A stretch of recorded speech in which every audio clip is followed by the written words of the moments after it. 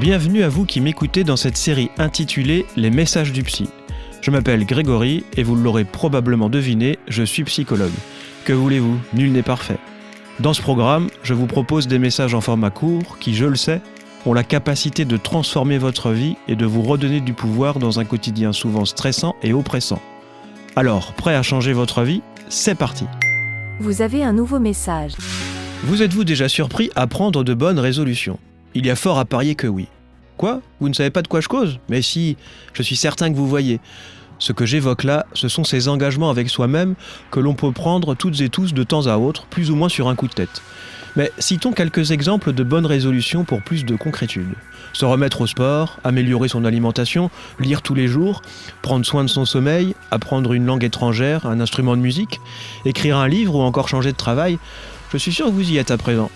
Je vous laisse d'ailleurs compléter cette liste tant le nombre de sujets concernés par les bonnes résolutions s'avère potentiellement infini.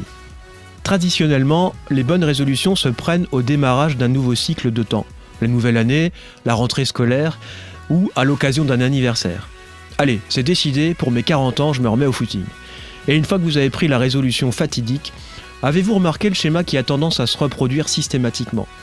Dans les premiers temps, vous êtes au top du top, vous vous donnez à fond. Vous sortez courir 3 ou 4 soirs par semaine et puis, avec les premières courbatures, la mécanique s'enraye pour au final aboutir toujours au même résultat, l'abandon pur et simple de la bonne résolution. Et adieu le sport. Après coup, vous tentez d'analyser ce qui s'est passé et en concluez que, comme d'habitude, vous manquez de motivation et de volonté, et que vous n'êtes certainement pas de la trempe de ceux qui, contre vents et marées, vont au bout de leurs objectifs et de leur réalisation. Il faut bien se rendre à l'évidence, vous n'avez pas suffisamment de force de caractère, ce n'est pas pour vous. Dès lors, vos niveaux de confiance en vous et d'estime de vous-même en prennent un sérieux coup dans le museau. Il ne vous reste plus qu'à vous donner rendez-vous l'année suivante, avec l'espoir que ce sera plus facile et que vous serez dans de meilleures dispositions. Pas très réjouissant, n'est-ce pas ? Eh bien, si vous vous reconnaissez quelque peu dans le processus que je viens de décrire, laissez-moi vous dire que votre motivation et votre volonté n'ont rien à voir dans vos échecs. Ce ne sont pas non plus vos capacités et compétences qui sont défaillantes. Non.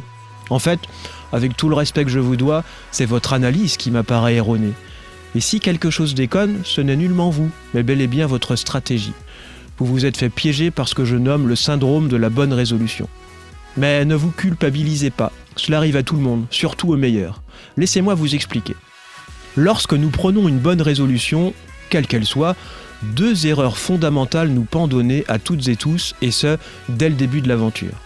La première erreur, que je nomme l'erreur de motivation, consiste grosso modo à ne pas tisser de lien suffisamment précis et puissant entre la bonne résolution et ce qui est le plus important à vos yeux. La seconde erreur, que j'ai baptisée quant à elle l'erreur de volonté, tient dans le fait que vous sursollicitez votre volonté en négligeant dans le même temps votre capacité naturelle à créer de nouvelles habitudes.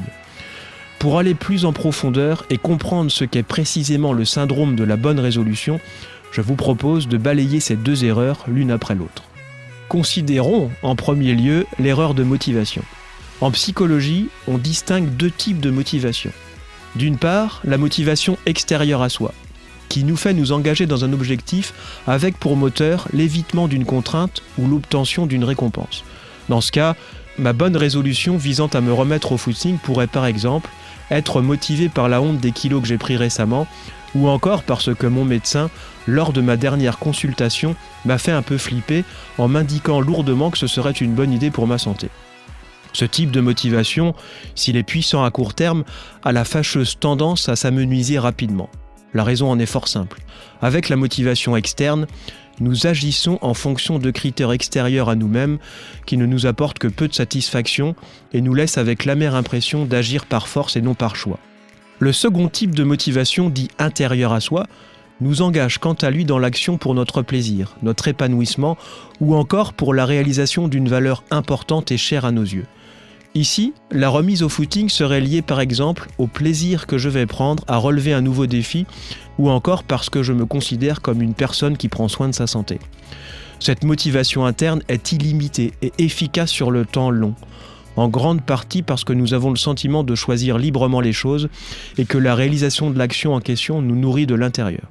Toutefois, il y a un hic. Ce type de motivation interne peut s'avérer ardu à contacter. Mais pas de panique. Nous allons voir dans quelques instants comment aller chercher en vous la motivation interne dont vous avez besoin pour tenir vos bonnes résolutions à long terme. Mais juste avant cela, je vous demande encore un peu de patience.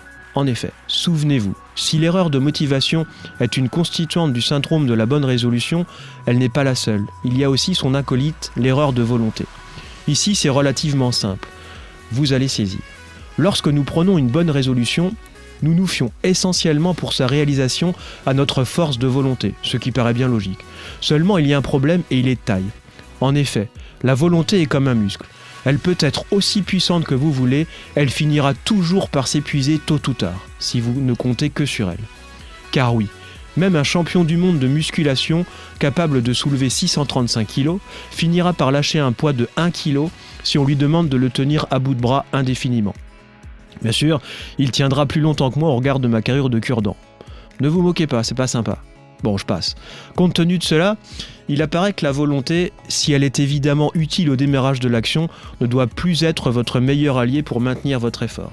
Mais alors comment faire ?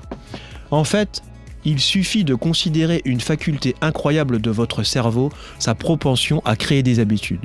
Eh oui, vous ne l'aviez peut-être pas encore réalisé, mais votre cerveau n'a qu'une idée en tête. C'est le cas de le dire. Économiser de l'énergie en créant des schémas qu'il pourra répéter sans réflexion. Pensez-y. Avez-vous besoin de réfléchir lorsque vous vous brossez les dents, que vous vous habillez, ou encore que vous écrivez, lisez ou conduisez ? Non, évidemment. Pourquoi ? Parce que vos neurones ont intégré tout cela comme des automatismes à force de répétition progressive.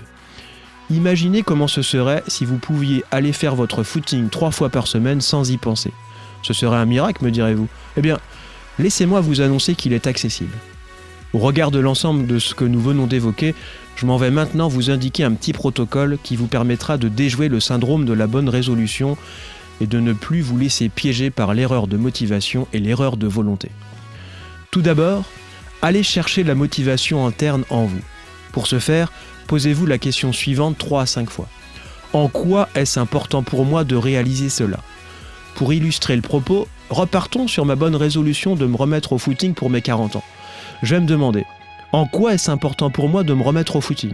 Première réponse, parce que je veux perdre du poids. Ensuite, je vais me reposer la question en me basant sur ma dernière réponse. En quoi est-ce important pour moi de perdre du poids ? Réponse 2, parce que je veux me sentir bien dans ma peau. À partir de là, je vais poursuivre. En quoi est-ce important pour moi de me sentir bien dans ma peau ? Etc., etc., vous aurez compris. Jusqu'à ce que j'arrive à une réponse qui m'attire profondément. Voilà pour la première étape. Une fois parvenu ici, mettez de côté votre volonté et adoptez la stratégie du plus petit pas possible, qui va permettre à votre cerveau de développer une nouvelle habitude. Imaginez que mon objectif soit de courir 3 fois 30 minutes par semaine. Je vais me poser la question suivante. Quel est l'objectif le plus facile, inratable, que je peux à coup sûr réaliser cette semaine et qui me rapprochera de mon but final ? Par exemple, je commencerai par courir 10 minutes 3 fois dans la semaine. Je vais y arriver et je serai fier de moi. À la fin de la première semaine, je vais me reposer la même question et peut-être décider de courir 3 fois 12 minutes ou 3 fois 15 minutes. L'important est que cela me paraisse inratable. Vous avez compris ? Bien entendu, adaptez les choses à vos objectifs. Je vous fais pleinement confiance pour faire cela. Sur ces éléments, qui je le sais ont le pouvoir de changer votre vie, j'en arrive au terme du message du jour. J'espère qu'il vous a plu. Je vous remercie sincèrement pour votre attention et vous donne rendez-vous dans un prochain message du psy. Je vous souhaite le meilleur.